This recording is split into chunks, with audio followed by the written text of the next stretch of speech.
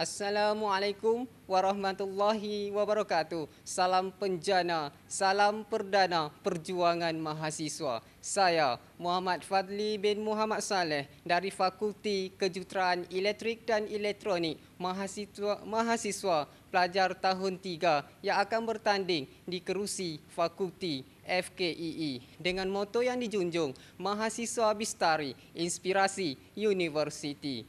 Moto ini adalah sinonim dengan manifesto yang saya bawakan, iaitu yang pertama, mendedahkan mahasiswa FKEE dengan kursus-kursus kemahiran di dalam dan di luar kampus ke arah melahirkan graduan berkemahiran tinggi dengan mengadakan program-program bersama antara kampus dan industri luar yang terkenal di mata persada antarabangsa. Manifesto saya yang kedua, mengusulkan pembinaan perhentian bas berbumbung di hadapan Fakulti Kejuruteraan Elektrik khususnya. Hal ini memudahkan mahasiswa menunggu bas di hadapan FKEE ketika waktu cuaca hujan maupun panas sekalipun, sekaligus memberi keselesaan kepada mahasiswa dan mahasiswi. Manifesto yang ketiga ialah mencadangkan penawaran pemilihan subjek elektif bagi mahasiswa dan mahasiswi tahun akhir adalah secara terbuka, tidak terlalu mengikut kuota yang ditetapkan.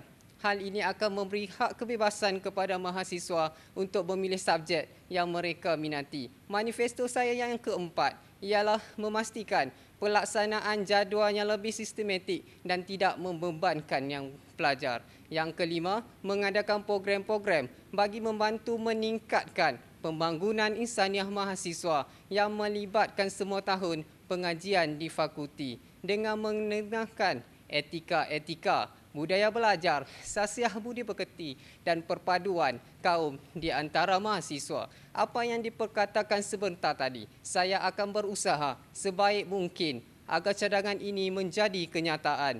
Atas dasar moto yang dijunjung, Mahasiswa Bistari, Inspirasi Universiti, bijaklah memilih pemimpin kerana pemimpin peneraju mahasiswa. Sekian daripada saya, Muhammad Fadli bin Muhammad Saleh, yang bertanding atas kerusi Fakulti Kejuruteraan Elektrik dan Elektronik.